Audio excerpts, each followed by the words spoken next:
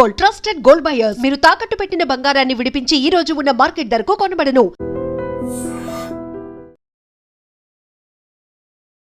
విశ్వవిద్యాలయాల్లో సమానత్వాన్ని పెంపొందించేందుకు యూజీసీ తీసుకొచ్చినటువంటి నిబంధనలని సుప్రీంకోర్టు స్టే విధించింది. యాక్చువల్గా యూజీసీ 2026లో తీసుకొచ్చినటువంటి రూల్స్లో ఏముంది, సుప్రీంకోర్టు ఎందుకు కాదంటుంది? యూజీసీకి సంబంధించి తీసుకొచ్చినటువంటి సరికొత్త రూల్స్ అనేవి, అక్కడ డిస్క్రిమినేషన్ అనేది ఉంది, క్యాస్ట్ బేస్డ్గా జరుగుతోంది ఒక వివక్ష, దాన్ని తొలగించడానికి సమానత్వం కోసం స్టూడెంట్స్ అందరూ ఈక్వల్ అని చెప్పడానికే మేము రూల్స్ తీసుకొచ్చాము అని చెప్పినప్పుడు సుప్రీంకోర్టు ఎందుకు అబ్జెక్ట్ చేసింది? ఒకటి, చట్టం ముందే ఉంది. ఫైనల్ ఎంక్వైరీలో డిస్ట్రిక్ట్ కలెక్టర్ ఏం చెప్పారంటే హీఈస్ నాట్ ఎ దళిత్ అని చెప్పి హైకోర్టుకి ఒక సీల్డ్ కవర్లో రిపోర్ట్ ఇచ్చారు. హైకోర్టు దాని సీల్ కవర్ ఓపెన్ చేసి కరెక్ట్ అని చెప్పి that case was scrapped. Ramachandra Rao గారి మీద, దత్తాత్రేయ గారి మీద వేసిన కేసు కొట్టుపడేశారు. వివక్ష అనే దాన్ని ఇంకా ప్రోత్సహించినట్టు అవుతోంది. ప్రోగ్రెసివ్గా కాకుండా రిగ్రెసివ్ అయిపోతున్నాం, సమాజం వెనక్కి నెట్టేసే ప్రయత్నం జరుగుతుంది. ఎందుకంటే ఇప్పుడు ఇంటర్ కాస్ట్ మ్యారేజ్ గురించి మాట్లాడారు justice Surya Kant. Inter caste marriage జరుగుతుంది, ఇంటర్ రిలీజియస్ మ్యారేజ్ జరుగుతుంది, మళ్ళీ మీరు ఇట్లాంటి చట్టం తీసుకొస్తున్నారు ఎందుకు అని అడిగారు. సో ఇప్పుడు తీసుకొచ్చింది యూజీసీ, ఆ రూల్స్ని తీసుకొచ్చింది, స్టే విధించిందేమో సుప్రీంకోర్టు. బట్ బీజేపీ మీదకి ఎందుకు వెళ్తోంది? బీజేపీయే చేయించింది అనేది, లేకుంటే యాంటీ బీజేపీ అనేటువంటి క్యాంపెయిన్, స్లోగన్స్, ర్యాలీలు ఎందుకు కనిపిస్తున్నాయి? రాహుల్ గాంధీ క్యాంపెయిన్ మీరు చూసుంటారు. దళిత్ దళిత్ దళిత్, బీజేపీ దళితుల వ్యతిరేకంగా చేస్తున్నారు, ఎస్ఐఆర్ ప్రాసెస్లో దళితులు తీసేస్తున్నారు, దళితుల వ్యతిరేకంగా కాన్స్టిట్యూషనల్ మార్పులు తీసుకొస్తున్నారు. ఎస్సీ ఎస్టీ అబ్బాయిలకి, ఎస్పెషలీ ఎస్సీ అబ్బాయిలకి అండ్ స్పెషలీ ఓబీసీలకి సుప్రీంకోర్టు ఏం చెప్పారంటే ఒక ఇన్కమ్ లిమిట్ పెట్టాలి మీరు. నెలకు ₹1,00,000 వస్తున్నాడు, క్రీమీ లేయర్లో ఎందుకు వస్తున్నాడు అర్థం కావట్లేదు. అదే మనిషి వైట్ రేషన్ కార్డు తీసుకుంటాడు, నాకు జీతం చాలా తక్కువ అని నాకు చెప్పేసి.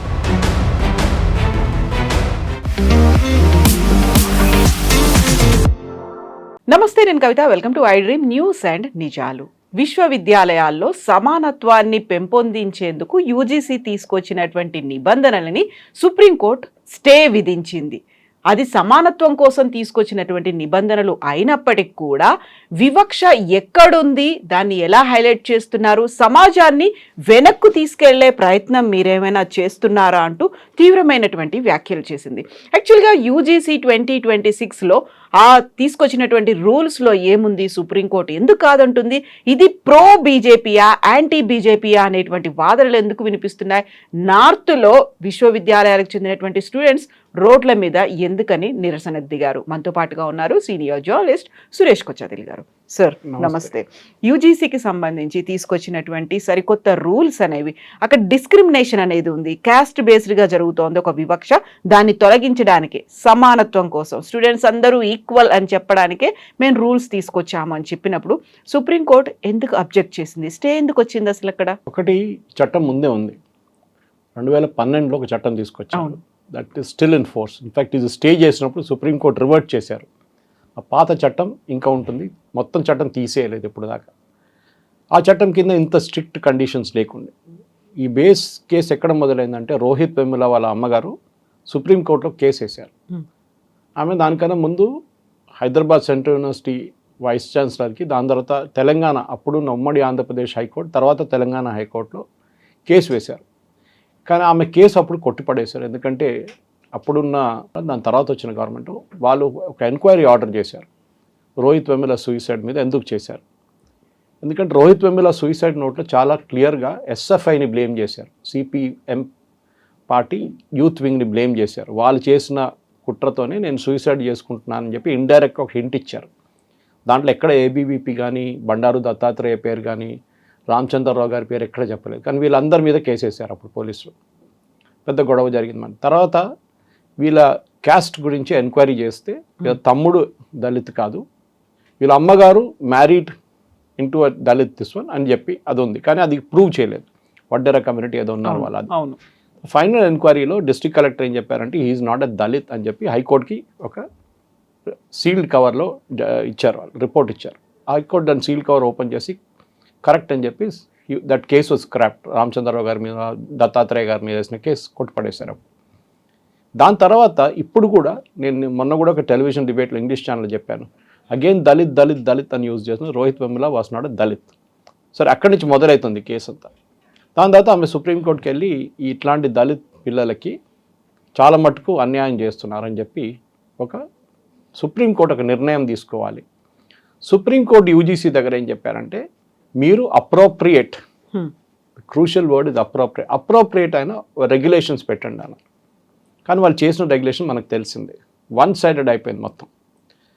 దాంట్లో స్ట్రేంజ్లీ కవిత గారు మీరు అబ్జర్వ్ చేస్తుంటారు, రేస్ అండ్ జెండర్ అని ఉంది దాంట్లో. కానీ it is race and gender meant only for SC, ST and OBC. ఒక అమ్మాయి non OBC, non SC, non ST category నుంచి ఒక అమ్మాయిని ఎవరైనా హరాస్ చేస్తే, ఫార్వర్డ్ క్యాస్ట్ హరాస్ చేస్తే అది కేసు కాదు. అప్పుడు ఆర్జికార్ కేసు కలకత్తాలో జరిగిన మెడికల్ కాలేజ్లో జరిగిన రేప్ అండ్ మర్డర్ మనకు తెలిసిందే. అమ్మాయి దళిత్ కాదు కదా, కానీ జరిగింది కదా అప్పుడు కూడా. అప్పుడు ఎవరు ఆ చట్టం కింద రాదు, అది నిర్భయ కేసు అంటారు. అప్పుడు Nirbhaya case is a separate thing. ఇక్కడ ఏం జరిగిందంటే యూజీసీ, అది ధర్మేంద్ర ప్రధాన్ తప్ప, లేకుంటే యూజీసీ తప్ప, లేకుంటే మన యూనియన్ లా మినిస్ట్రీకి రెఫర్ చేశారా లేదా, ఇది ఏం చేయకుండా సుప్రీంకోర్టు కూడా చూపించకుండా, సుప్రీంకోర్టు దగ్గర వచ్చి చెప్పాలి కదా, మీరు చెప్పారు మేము తయారు చేసాం, please look at this draft, మీరు ఓకే అంటే మేము గెజెట్లో పబ్లిష్ చేస్తాం అంటే సుప్రీంకోర్టు కూడా said no this is wrong అని చెప్తాం. అంతే, ఈ కాంట్రవర్సీ రాకపోతుండే, కానీ అప్పుడు చేయలేదు. దీంట్లో ఎస్ యూజీసీ ఓవర్ సైట్ ఉండే, కానీ అన్నిటికన్నా ఇంట్రెస్టింగ్ ఏంటంటే ఇదే సెంట్రల్ గవర్నమెంట్ సుప్రీంకోర్టులో ఒక అఫిడవిట్ ఫైల్ చేశారు, మేము యూజీసీనే స్క్రాప్ చేసేస్తున్నామని చెప్పి. There'll be no more university grants commission. బహుశా ఇంకొక 6 నెలల్లో ఉండదు, యూజీసీ ఉండదు. యూజీసీ లేనప్పుడు చట్టం ఎట్లా తీసుకొస్తారు మీరు, అదొకటి. సెకండ్, ఈ చట్టంలో మీరు చెప్పినట్ల ఒక బోర్డు, ఓవర్ సైట్ బోర్డు ఉంటుంది. ఓవర్ సైట్ బోర్డులో రిప్రజెంటేషన్ ఇదే కమ్యూనిటీస్ నుంచి ఉంటుంది. ఈక్విటీ కమిటీ అనేది ఒకటి తీసుకొచ్చారు, వీళ్ళందరూ ఉంటారు. అగైన్ దాంట్లో మహిళలు లేరు. అంటే మహిళ ఉండొచ్చు, రేస్ అండ్ జెండర్ అని చెప్తున్నారు, కానీ ది నెవర్ స్పెసిఫైడ్ ఉమెన్ అని. దాంట్లో రేపు ట్రాన్స్జెండర్ని పెడతారా మీరు, అది కూడా తెలియదు మనకి. సో యూజీసీది ఒక టిపికల్ బ్యూరోక్రటిక్ ఎక్సర్సైజ్లో ఇది చేసినప్పుడు చాలా మటుకు నార్త్ ఇండియాలో ప్రొటెస్ట్ మొదలైంది. నాకు అసలు ఈ కేసు తెలియదు ముందు, ఆబ్వియస్లీ హానెస్ట్లీ తెలియదు. నేను చెప్పాను అట్లా చేయరే అని చెప్పంగానే నార్త్ ఇండియా నుంచి ఒక సీనియర్ బీజేపీ లీడర్ నాకు ఆ గెజెట్ కాపీ పంపించాను. పబ్లిష్ అయ్యి 1-2 గంటల సేపట్లో కాపీ వచ్చింది నాకు వాట్సాప్లో. అది హిందీలో ఉండే, నేను చదువుకున్నాను, తెలిసిపోయింది. అప్పుడు కూడా నాకు డౌట్ ఉండే వెదర్ దిస్ ఇస్ ఏదో కూడా వాట్సాప్లో తయారు చేసి పంపించిండో యూనివర్సిటీలో, వాట్సాప్ యూనివర్సిటీ, లేకుంటే ఫోటోషాప్లో ఎవరు చేసి ఉంటాడని. ఒరిజినల్ గెసెట్ అడిగాను, ఆయన దాని కాపీ కూడా పంపించారు, ఒరిజినల్ గెసెట్ కాపీ కూడా లింక్ పంపించారు సెంట్రల్ గవర్నమెంట్కి. చూస్తే కరెక్ట్. అప్పుడే నాకు డౌట్ వచ్చింది ఇది ఎందుకు చేశారు. దాని తర్వాత మనకు తెలిసిందే నార్త్ ఇండియాలో చాలా చోట్ల, ప్రయాగ్రాజ్ కానీ వారణాసి కానీ ఇట్లాంటి చోట్ల ప్రొటెస్ట్ మొదలయ్యాయి. నిన్న మా తెలిసిన ఒక హైదరాబాద్ నుంచి ఒక జై శ్రీరామ్ సపోర్టర్, చాలా హార్డ్ కోర్, పాపం కష్టపడతాడు, చాలా కష్టపడతాడు పనిచేయడానికి. మన ఈ ఆవుల్ని ట్రాన్స్పోర్ట్ చేస్తున్నప్పుడు ఆ బస్సు, ఆ లారీలని పట్టుకోవడానికి అంతా పనిచేస్తాడు. డబ్బులు ఉన్నాడు, పోలీస్ స్టేషన్కి వెళ్ళాడు, కేసులు పడ్డాడు, అన్నీ చేశాడు. ఇట్లా ఆ అబ్బాయి నాకు ఫోన్ చేసి, సురేష్ గారు ప్రొటెస్ట్ జరిగింది నార్త్ ఇండియాలో, సౌత్ ఇండియాలో జరగలేదే, మధ్యప్రదేశ్లో జరగలేదే, గుజరాత్లో ప్రొటెస్ట్ జరగలేదు, యూపీ అండ్ బీహార్ ఇక్కడ 2 చోట్లనే ప్రొటెస్ట్ జరిగింది, ఎందుకు అని. మనందరికి గుర్తుంటుంది మండల్ కమిషన్ రిపోర్ట్ వచ్చినప్పుడు, బీసీలకు సంబంధించినటువంటి విభజన జరగడానికి విపి సింగ్ గవర్నమెంట్ ఉండే. ఆ మండల్ కమిషన్ టైంలో కూడా ఇట్లానే రాజీవ్ గోస్వామి మీకు గుర్తుంటుంది, ఈ పెట్రోల్ పోసుకొని ఆత్మహత్య చేసుకున్నాడు. ఇన్ఫ్యాక్ట్ 60 మంది ఆత్మహత్య చేసుకున్నారు, ఆయన ఒక్కరే కాదు కానీ, but he was the first. దానికోసం పబ్లిసిటీ వచ్చి he became a role model. ఆ పిక్చర్ చాలా సంవత్సరాలు తిరిగింది సోషల్ మీడియాలో. అప్పుడు సోషల్ మీడియా లేకుండా అనుకోండి, ప్రింట్ మీడియాలో చాలా తిరిగింది. అది వీడియోలో కూడా అప్పుడప్పుడు చూపిస్తుంటారు. గోస్వామి చనిపోయారు. మండల్ కమిషన్ వ్యతిరేకంగా ప్రొటెస్ట్ ఒక మూమెంట్గా టేక్ ఓవర్ చేసుకుంది అక్కడి నుంచి. అదే ఇప్పుడు కూడా జరిగింది. సో అప్పుడే నాకు డౌట్ వచ్చింది. నేను చాలా మటుకు అప్పుడు నేను మాట్లాడలేదు దీని గురించి, ఎందుకంటే మనకు మొత్తం తెలియదు ఏం జరగబోతుంది అనేది. ప్రొటెస్ట్ ఉంది, కరెక్ట్. ఈ ప్రొటెస్ట్ ఎవరు ఆర్గనైజ్ చేశారు అది కూడా నేను అడిగాను, ఇదే బీజేపీ లీడర్ దగ్గర అడిగాను. మీరు పంపించారు నాకు గెజెట్ అంతా బాగానే ఉంది, ప్రొటెస్ట్ మీరే చేపిస్తున్నారంటే మేమెందుకు చేపిస్తాం, మా వ్యతిరేకంగా మేమెందుకు ప్రొటెస్ట్ చేస్తాం. మాకు పార్టీ నుంచి చాలా స్ట్రిక్ట్ ఆర్డర్స్ వచ్చింది, ఎవ్వరు మాట్లాడకూడదు దీని గురించి అని చెప్పేసి. అది పేపర్లో కూడా వచ్చింది. Next day it came in times of India that all BJP functionaries మీరు దీని గురించి టెలివిజన్ డిబేట్లో కానీ ఎక్కడ కానీ ప్రెస్ కాన్ఫరెన్స్ ఏం చేయకూడదని చెప్పి సెంట్రల్ గవర్నమెంట్ ఒక డిక్టమ్ ఆర్డర్ చేశారు. నెక్స్ట్ డే ధర్మేంద్ర ప్రధాన్ గారు ఒక మీడియా మీట్లో, ఇన్ఫార్మల్ మీడియా మీట్లో అదే మాట చెప్పారు. చూడండి, yes there is a problem, we will check it, but we will ensure ఎవరికి డిస్క్రిమినేషన్ లేకుండా మేము చూసుకుంటామన్నారు. దాంట్లో చాలా క్లియర్ ఇండికేషన్ ఏంటంటే ఆ డిస్కషన్లోనే మేము రేపు ఇది ముందుకు తీసుకెళ్ళాము. నోటిఫై అయిపోయింది అన్ఫార్చునేట్లీ. ఇది డ్రాఫ్ట్ రెజల్యూషన్ ఉంటే ప్రాబ్లం లేకుండే, గెజెట్లో పబ్లిష్ చేసేసారు. విత్డ్రా చేసుకోరు అనుకోండి బీజేపీ గవర్నమెంట్, రాహుల్ గాంధీ రెడీగా ఉన్నారు, ఆల్రెడీ మొదలు పెట్టారు వాళ్ళు. సెంట్రల్ గవర్నమెంట్ విత్డ్రా చేస్తే మేము వ్యతిరేకంగా ప్రొటెస్ట్ చేస్తాం, బ్రాహ్మణులకు ఫార్వర్డ్ కాస్ట్ వాళ్ళ కోసం చేశారు ఇది అని చెప్పేసి మేము గొడవ పెడతామన్నారు రాహుల్ గాంధీ. కానీ సుప్రీంకోర్టు క్లియర్గా చెప్పారంటే this entire thing is very very shady అని చెప్పారు. ఇది ఎవరో కావాలని చేసినట్టు చేశారు, ఇది దీన్ని మేము స్టే చేస్తున్నాం. 2012 ఉన్న చట్టాన్ని రిటర్న్ తీసుకొస్తున్నాం. All the cases will be related to the 2012 UGC norms. అది నామ్స్ ఎవరికి తెలియదు, అది ఏముందని ఎవరికి తెలియదు. But basically it is a diluted version of this. ఇప్పుడు వచ్చిన చట్టానికి డైల్యూటెడ్ వర్షన్ ఉంటుంది. ఇప్పుడు సుప్రీంకోర్టు ఏమన్నారంటే మీరు యూజీసీ ఒక కమిటీని పెట్టండి. ఆ కమిటీలో రిప్రజెంటేషన్ డిక్టేట్ చేశారు. వాళ్ళకి ఒక రిటైర్డ్ జడ్జ్ ఉంటారు, సొసైటీ నుంచి అన్ని క్యాస్ట్ అండ్ కులాల నుంచి అందరి నుంచి రిప్రజెంటేషన్ ఉంటుంది.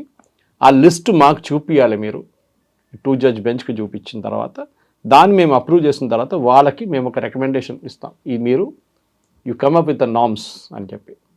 సో బహుశా అది ఇంకో 6 నెలల్లో సంవత్సరం పాటు పడుతుంది.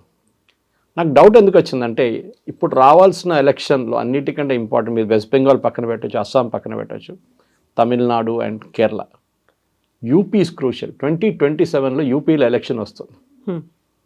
అక్కడ Mandal is a big issue, మీకు తెలిసింది. అప్పుడు జరిగిన దాంట్లో కూడా మండల్ చాలా పెద్ద ఇష్యూ ఉంటాయి.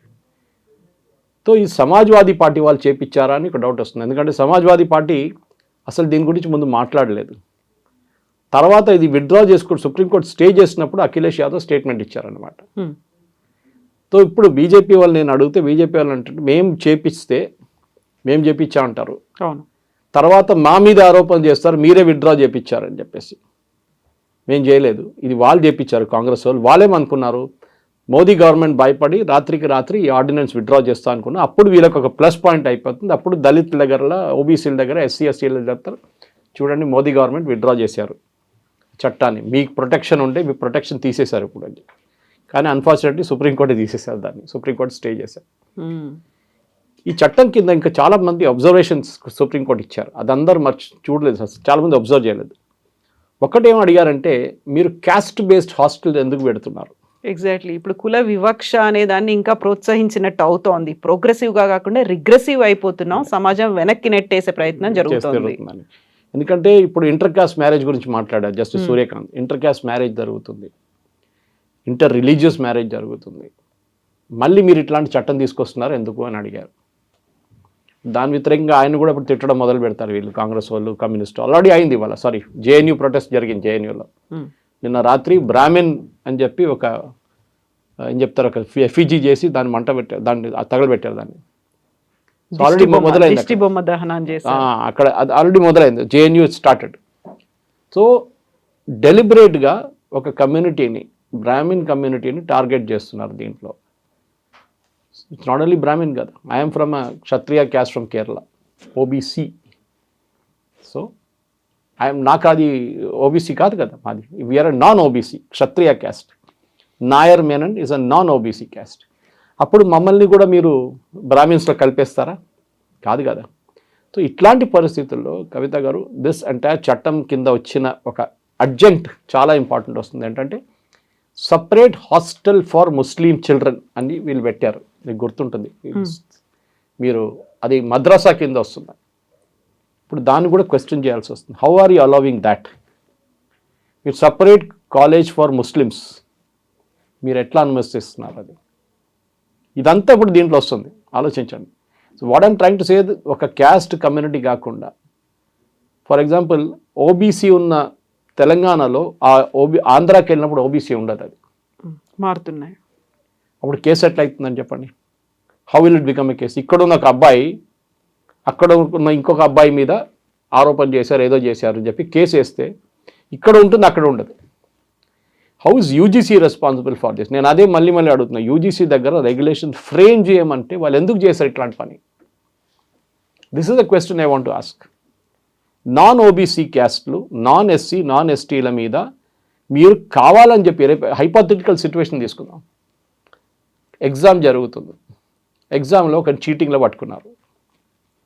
He turns out to be OBC, hypothetical. పట్టుకున్న ఆయనేమో non OBC, non ST forward caste, just as Nair Menon community లాగా మాదొక క్షత్రియ క్యాస్ట్. ఒకడు ఇమ్మీడియట్గా హీ విల్ సే నన్ను క్యాస్ట్ అని చెప్పి నా మీద ఇట్లా చేసి, నేను అసలు చీటింగే చేయలేదు, నన్ను కావాలని చేశాడని చెప్పి అదే లెక్చరర్ మీద కేసు వేస్తారు. నాకు చెప్పండి, ఏ లెక్చరర్ గట్స్ ఉంటుంది వాళ్ళకి ట్యాకిల్ చేయడానికి? లేకుంటే మొబైల్ ఫోన్ యూజ్ చేస్తున్నాడు ఎగ్జామ్లో, ఏదైనా ఉండొచ్చు. ఎగ్జామ్లో మార్కులు తక్కువ ఇచ్చారు, అయిపోయింది కేసు, నెక్స్ట్ డే. ఇది జరుగుతుంది. సో షియర్ హరాస్మెంట్ మొదలవుతుంది అనమాట యూనివర్సిటీస్లో. సరే, ప్రొటెక్షన్ ఉండాలి, లేదని ఎవరు చెప్పట్లేదు. చాలా సంవత్సరాల నుంచి జరిగింది అంటున్నారు. ఎప్పుడో జరిగిన దానికి ఇప్పుడున్న జనరేషన్ మీద మీరు ఎందుకు వేస్తున్నారో ఇంకో సవాల్ వస్తుంది అన్నమాట. సో డెఫినెట్గా ఒక చట్టం ఉంది మన దగ్గర ఆల్రెడీ. దాన్ని ఇంప్రూవ్ చేయడానికి బదులు దానికి వెళ్ళి ఇంకా కాంప్లికేట్ చేశారు యూజీసీ. డెఫినెట్లీ ఇంగ్లీష్లో అంటారు హెడ్ షుడ్ రోల్ అని. యూజీసీలో ఎవరికి తీసుకొచ్చారో చట్టం వాళ్ళని అక్కడి నుంచి ట్రాన్స్ఫర్ చేసేసేయండి, లేకుంటే సస్పెండ్ చేయండి, ఏదైనా జరగాల్సి ఉంటుంది. ఎందుకంటే సుప్రీంకోర్టు కూడా ఎక్స్ప్లెనేషన్ ఇవ్వాల్సి వస్తుంది. ఎవరు డ్రాఫ్ట్ చేశారు ఇది, ఎవరు అప్రూవ్ చేశారు ఇది, లీగల్ డిపార్ట్మెంట్కి వెళ్ళిందా, లీగల్ డిపార్ట్మెంట్ అప్రూవ్ చేశారా, ఇది మినిస్ట్రీలో చూసారా ఎవరైనా? Dharmendra Pradhan did you see it? ఎవరు చూడకుండా ఎట్లా పబ్లిష్ చేస్తారండి గెజెట్లో? అండ్ గెజెట్లో యూజువలీ పబ్లిష్ చేసిన ప్రెసిడెంట్ పేర్లో పబ్లిష్ చేస్తారు. In the name of the president of India. State level అయితే in the name of the governor of Telangana. Governor ప్రతి బిల్లు చూడరు, ప్రతి గెజెట్ చూడరు. చూడడానికి ఉన్న అఫీషియల్స్ ఉన్నారు, వాళ్ళు చూడాలి కదా, ఎందుకు చూడలేదు? That is going to the main question అన్నమాట. ఇప్పుడు మనం చూద్దాం, బికాజ్ సుప్రీంకోర్టు ఇంకా నెక్స్ట్ హియరింగ్లో దీని కమిటీని తీసుకొస్తారా, కమిటీ ఎట్లా ఉంటుందో, కమిటీ ఎట్లాంటి రికమెండేషన్స్ చేస్తారో చూడాల్సింది అనమాట. సో ఇప్పుడు తీసుకొచ్చింది యూజీసీ, ఆ రూల్స్ని తీసుకొచ్చింది, స్టే విధించిందేమో సుప్రీంకోర్టు. బట్ బీజేపీ మీదకి ఎందుకు వెళ్తోంది? బీజేపీయే చేయించింది అనేది, లేకుంటే యాంటీ బీజేపీ అనేటువంటి క్యాంపెయిన్, స్లోగన్స్, ర్యాలీలు ఎందుకు కనిపిస్తున్నాయి? రాహుల్ గాంధీ క్యాంపెయిన్ మీరు చూసుంటారు. దళిత్ దళిత్ దళిత్ బీజేపీ దళితుల వ్యతిరేకంగా చేస్తున్నారు. ఎస్ఐఆర్ ప్రాసెస్లో దళితులు తీసేస్తున్నారు. దళితుల వ్యతిరేకంగా కాన్స్టిట్యూషనల్ మార్పులు తీసుకొస్తున్నారు. ఇదంతా ఎవరు చెప్పారు? Rahul Gandhi and his party. So ప్రొటెస్ట్లో కూడా ఈసారి చూడండి మీరు, అక్కడ యూపీలో ప్రొటెస్ట్ ఎందుకు జరిగింది? ఎందుకంటే Yogi Adityanath is an OBC. మహాంత్ ఉండొచ్చు కానీ is an actually an OBC. ఆయన చెప్పారు కదా. డెఫినెట్గా ఇది చేపించిన వాళ్ళు ఈ బీజేపీ వాళ్ళు చెప్తున్నట్టు కాంగ్రెస్ వాళ్ళు చేపించారు. ఎందుకంటే వాళ్ళు ఏమనుకున్నారు, ఇది బ్యాక్ ఫైర్ అవుతుంది అనుకున్నారు బీజేపీ మీద. ఫార్చునేట్లీ వాళ్ళకి సుప్రీంకోర్టు స్టే చేసినట్టు మొత్తం ఇదంతా ఈ ప్లాన్ అంతా బయటపడ్డది అనమాట. ఎస్, బీజేపీని టార్గెట్ చేస్తే దాంట్లో డౌట్ లేదు. ఎందుకంటే యూపీ ఎలక్షన్లో, అస్సాం ఎలక్షన్లో అంత డిఫరెన్స్ రాదు దీంట్లో, అక్కడ ట్రైబల్స్ ఎక్కువ. కానీ యూపీ ఎలక్షన్లో డెఫినెట్గా దీని ఇంపాక్ట్ రాబోతుంది. అండ్ యూపీ ఎలక్షన్ వచ్చింది అనుకోండి, బీజేపీకి అన్నిటికంటే పెద్ద కాన్స్టిట్యున్సీ యూపీ. అంటే in terms of number of MPs, 80 MPs అక్కడి నుంచి వాళ్ళు లోక్సభకి పంపిస్తారు. పోయినసారి ఎలక్షన్లో కూడా తక్కువ పడ్డది వాళ్ళకి సీట్లు. ఈసారి కూడా అదే జరుగుతుంది అనుకున్నారు. కానీ లక్కీలీ యోగి ఆదిత్యనాథ్ కూడా ఏం మాట్లాడలేదు, మీరు చూసుంటారు. He didn't speak a word about it. ప్రధానమంత్రి గారు చెప్పలేదు, హోమ్ మినిస్టర్ మాట్లాడలేదు. పార్టీ వైపు నుంచి ఒక డిక్టమ్, నేను చెప్పినట్లు ఒక ఆర్డర్ వెళ్ళింది, ఎవరు మాట్లాడకూడదు, ధర్మేంద్ర ప్రధాన్ విల్ స్పీక్ అని ఆయన మాట్లాడి, ఎస్ జరిగింది, but we will ensure that ఎవ్వరికి కూడా హరాస్మెంట్ లేకుండా మేము చూసుకుంటామని. ఎందుకంటే ఈ చట్టాన్ని చాలా ప్లేసెస్లో మిస్యూజ్ చేశారు కవిత గారు. ఒకరిని తిట్టారు, క్యాస్ట్ కులంలో పేరు చెప్పి తిట్టారని చెప్పి ప్రూఫ్ ఎక్కడుంది? పబ్లిక్లో తిట్టారు. తిడితే అయిపోతుందా కాదని సుప్రీంకోర్టు మొన్నాక తీర్పు ఇచ్చారు. పబ్లిక్లో తిట్టినా, జస్ట్ అబ్యూస్ చేసినా కానీ మీ క్యాస్ట్ అని చెప్పారు, మిమ్మల్ని మీ క్యాస్ట్ మీద తిట్టలేదు. ఓకే, ఏదైనా క్యాస్ట్ పేరు మీద నువ్వు అట్లా రోడా, నువ్వు ఆ క్యాస్ట్ రోడా అంటాడు, that doesn't mean it's an abuse అంటున్నారు. It don't abuse you. ఆ క్యాస్ట్ని తిట్టలేదు ఆయన, మీ క్యాస్ట్ని ఐడెంటిఫై చేశారంతే. So that doesn't become an abuse అని చెప్పి మన సుప్రీంకోర్టు నుంచి ఒక నిర్ణయం వచ్చింది. వెరీ లిమిటెడ్ జడ్జ్మెంట్ అది. దాని డీటెయిల్స్ ఇంకా రావాల్సి ఉంది, అప్లోడ్ కాలేదు జడ్జ్మెంట్ ఇంకా. కానీ దాంట్లోనే వస్తుంది మీకు that it is ten to prone to misuse. చాలా కేసులు జరిగింది, మీరు చూసుంటారు. సుప్రీంకోర్టు, హైకోర్ట్స్లో కూడా ఈ ఎస్సీ ఎస్టీ కేసెస్ చాలా మటుకు వచ్చినప్పుడు తర్వాత దాన్ని కొట్టిపడేశారు. ఎందుకంటే ఇద్దరు దాని మీట్లో గొడవ జరిగిందండి, ఒక విలేజ్లో లేకుంటే ఒక కాలనీలో ఇద్దరు మాట్లాడుకుంటూ ఏదో చెప్పుంటారు, ఇమ్మీడియట్గా పోలీస్ స్టేషన్కి వెళ్ళి ఎస్సీ ఎస్టీ క్యాట్. ఇప్పుడు కొత్త ఆర్డర్ ప్రకారం I think that was last supreme court judgment, DCP level or DSP level, I don't remember which it is, ఆ లెవెల్లో ఉన్న పోలీస్ ఆఫీసర్ ఇది ఇన్వెస్టిగేట్ చేయాలి, ఏదో లో లెవెల్ కానిస్టేబుల్ కాదు.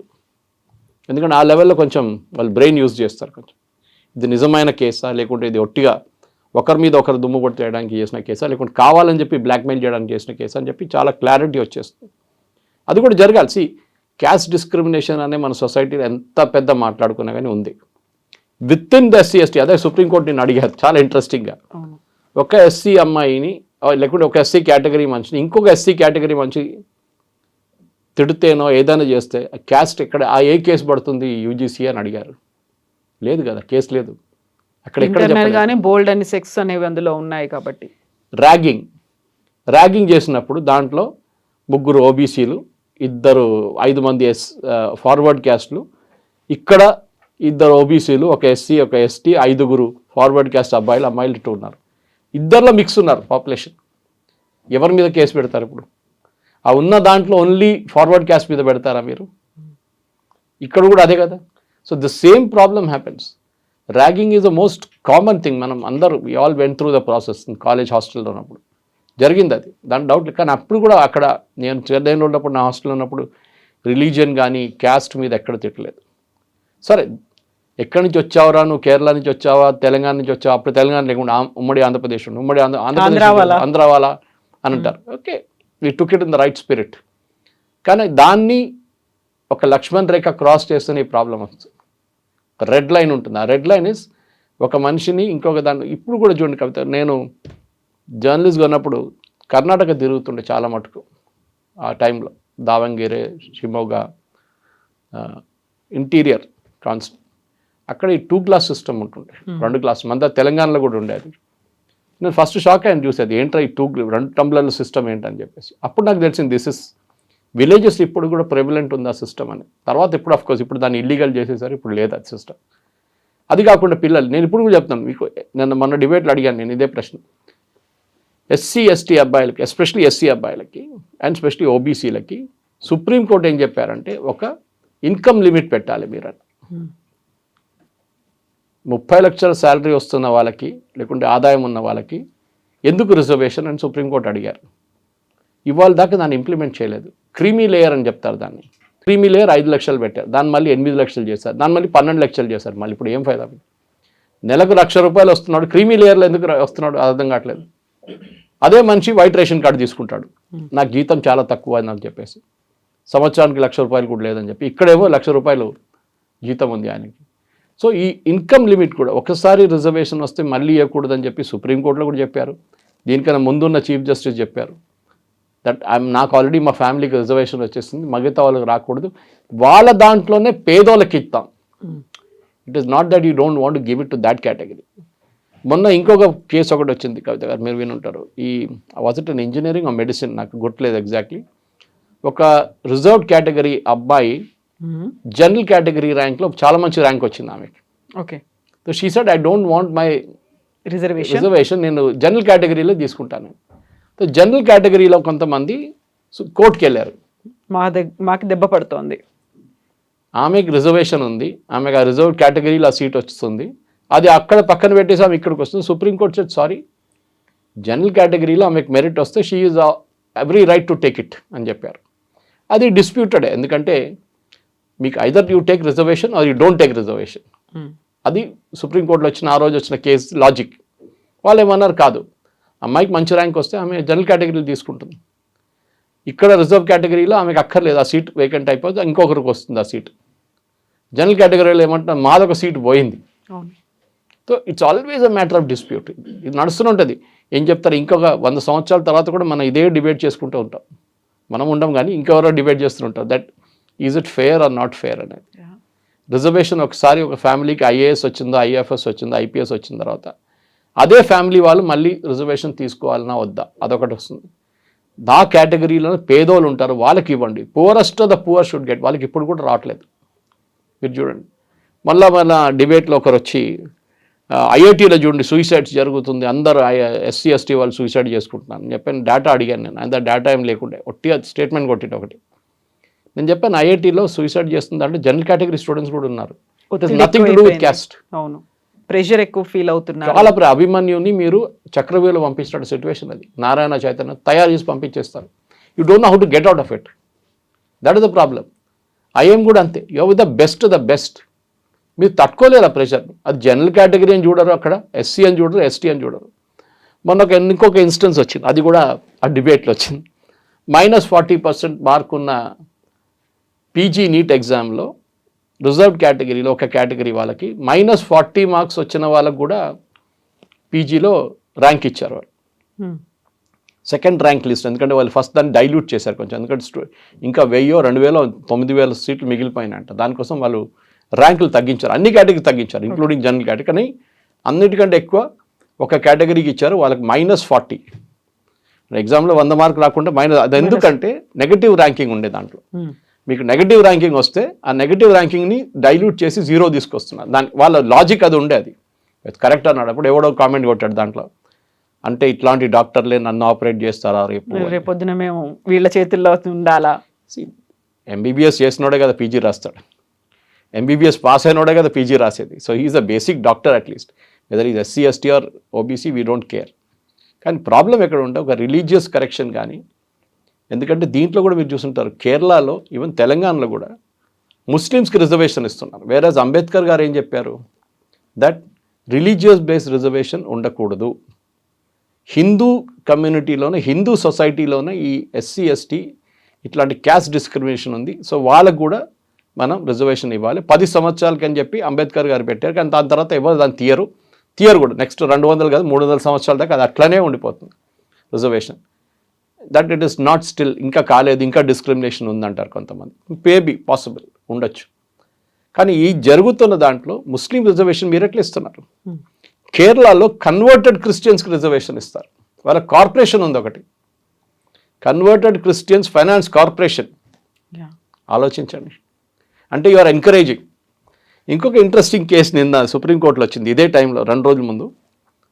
హర్యానా నుంచి ఒక చాలా ఫార్వర్డ్ క్యాస్ట్ నుంచి వచ్చిన ఆ కమ్యూనిటీ పేరు నాకు గుర్తులేదు, కానీ చీఫ్ జస్టిస్ గుర్తుపట్టారు, బికాజ్ హీఈస్ ఫ్రమ్ హర్యానా. ఒక అమ్మాయి వాళ్ళ తమ్ముడు ఇద్దరు కలిసి సుప్రీంకోర్టుకు వచ్చి, మేము నీట్ ఎగ్జామ్ రాసాము, మాకు మంచి ర్యాంక్ రాలేదు, కానీ మేము అప్పుడు దాకా కన్వర్ట్ అయిపోయాం బుద్ధిజంకి, ఇప్పుడు మాకు ఆ బుద్ధిజం మైనారిటీలో వస్తుంది, సో మాకు సీట్ కావాలి నీట్లో అని చెప్పి సుప్రీంకోర్టుకు వచ్చారు. ఎందుకంటే నీట్ వాళ్ళు అప్రూవ్ చేయలేదు. Supreme court chief justice new this case. వాళ్ళు అడిగారు ఏ కమ్యూనిటీ నుంచి అడిగారు, డైరెక్ట్ అమ్మాయి దగ్గర అడిగారు, నేను ఈ కమ్యూనిటీ నుంచి అని చెప్పారు. ఇది ఫార్వర్డ్ క్యాస్ట్ కమ్యూనిటీ కదా అన్న, కరెక్టే అన్నారు. మళ్ళీ ఎగ్జామ్ రాసినప్పుడు ఏ కమ్యూనిటీ కింద రాసామని అడిగారు, మా కమ్యూనిటీ కింద రాశాను. ఎగ్జామ్ తర్వాత ఏమైందని అడిగారు, నేను నా రిలీజియన్ మార్చుకొని బుద్ధిజంకి వెళ్ళిపోయాను. అప్పుడు చీఫ్ జస్టిస్ అన్నారు, this is a big new fraud అన్నారు. చాలా ఇన్నోవేటివ్ ఆలోచించి, మనం ఎవరు ఆలోచించలేదు ఇట్లాంటి సిచ్యువేషన్.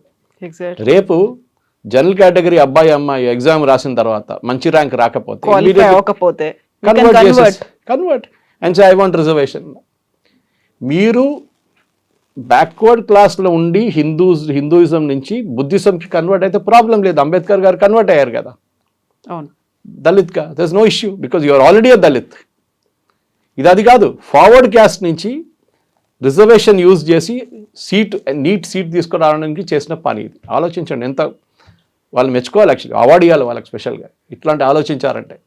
సో ఈ డిబేట్ కవిత గారు చాలామంది అడిగారు నా సురేష్ గారు మీరు మాట్లాడతారా లేదు, మాట్లాడచ్చు. నేను డిబేట్లో ఆల్రెడీ ఇది second third debate I'm speak, ఇంకోటి ఉంది దీని తర్వాత ఇంకో ఛానల్లో. సో చాలా మంది కామెంట్స్ కూడా వస్తున్నాయి, మీరు మాట్లాడతారా లేదా అని. మాట్లాడతాను, డెఫినెట్గా మాట్లాడతాను. I have no qualms about it. Because నేను ఇప్పుడు కూడా చెప్తున్నాను చూడండి, అంబేద్కర్ గారు ఆయన ఎడ్యుకేషనల్ క్వాలిఫికేషన్స్ చూస్తే ఆయన వితౌట్ రిజర్వేషన్ కూడా ఆయనకి అడ్మిషన్ వస్తుండే ఎక్కడైనా కానీ. ఆ టైంలో ఆ పాలసీ లేకుండా కాన్స్టిట్యూషన్ ఫ్రేమ్ చేసిన తర్వాత కదా రిజర్వేషన్ వచ్చింది. కానీ ఆయన రిజర్వేషన్ లేని టైంలోనే ఒక మహారాజా, గుజరాత్ నుంచి ఒక మహారాజా స్పాన్సర్ చేసిన క్యాండిడేట్ అంబేద్కర్ గారు అడ్మిషన్ కోసం యూరోపియన్ యూనివర్సిటీలో. ఆయన కొలంబియాకి వెళ్ళారు, పిహెచ్డీ కంప్లీట్ చేయకుండా వచ్చి మళ్ళీ వెళ్ళి కంప్లీట్ చేశారు. Yes 2 PhDs in his name. Education is important, ఎవరు అనట్లేదు, నో అనట్లేదు. ఎడ్యుకేషన్లోనే డిసడ్వాంటేజ్ని అడ్వాంటేజ్గా మార్చుకోవచ్చు. కానీ మన దీన్ని ఎట్లా వాడుకుంటారో అది దాని మీద ఉంటుంది. మీరు ఫార్వర్డ్ క్యాస్ట్ ఉండే రిజర్వేషన్ చేసుకొని నాకు నీట్లో సీట్ కావాలంటే it is not the right method.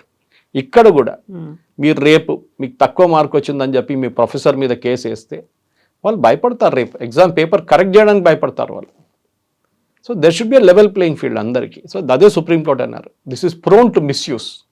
అయితే ఇక్కడే విభిన్నమైనటువంటి అభిప్రాయాలు కూడా వ్యక్తమవుతున్నాయి. అక్కడ కుల వివక్ష ఉంది, దాంతో పాటుగా నేమ్ కాలింగ్ ఉంది, బాడీ షేమింగ్ ఉంది. వీటన్నిటికీ సంబంధించి ఎక్కువగా సప్రెషన్కి గురవుతుందంతా వీళ్ళే కదా, ఎవరైతే ఫార్వర్డ్ క్యాస్ట్ ఉందో అప్పర్ క్యాస్ట్ ఉందో వాళ్ళే చేస్తున్నారు కదా. అది ఇంకా కంటిన్యూ అవుతున్నప్పుడు కదా మేము కావాలనుకుంటాం, ఒక ముందుకు వెళ్ళాలనుకుంటున్నాం, కుల వివక్ష లేకుండా చూడాలనుకుంటున్నాం, దానికే కదా ఇది హెల్ప్ చేస్తుంది. మళ్ళీ ఇప్పుడు సుప్రీంకోర్టు స్టే ఇచ్చిన తర్వాత యాజ్ యూజువల్గా అటాక్స్ అనేవి ఇలాంటివి అవుతూనే ఉంటాయి కదా అనే వాదన ఉంది. డిస్క్రిమినేషన్ ఎక్కడున్నా కానీ దాన్ని లీగల్గా ట్యాకిల్ చేయాల్సిందే.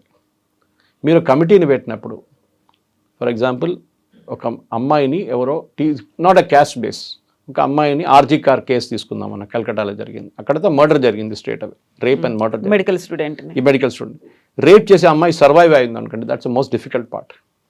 ఆ అమ్మాయిని ఎవిడెన్స్ తీసుకొని కోర్టుకు వస్తామంటారు. మళ్ళీ మీరు కమిటీని పెడతారు, ఆ కమిటీలో ఒక మహిళ కూడా లేకుండా ఏమవుతుంది అనుకోండి, మీరు అది పక్కన పెట్టండి. ఆఫీసెస్లో నిర్భయ యాక్ట్ కింద సెక్షువల్ హెరాస్మెంట్ జరిగితే ఆఫీస్లో కమిటీ ఉండాలని ఉంది.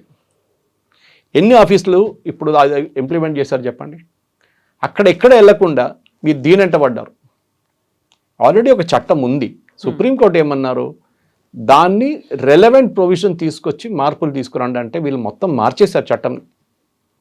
ఆ పాత చట్టం ఏముందో దాంట్లో దీంట్లో ఒక 3 లైన్స్ క్రూషియల్గా ఉండే కవిత గారు, అది తీసేశారు వీళ్ళు. యూజీసీ డ్రాఫ్ట్లో ఉంది అది.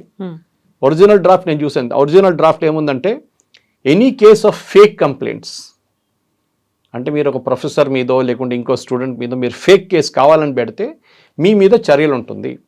అది ఇప్పుడు కూడా ఉంది, బిఎన్ఎస్ కింద కూడా ఉంది అది.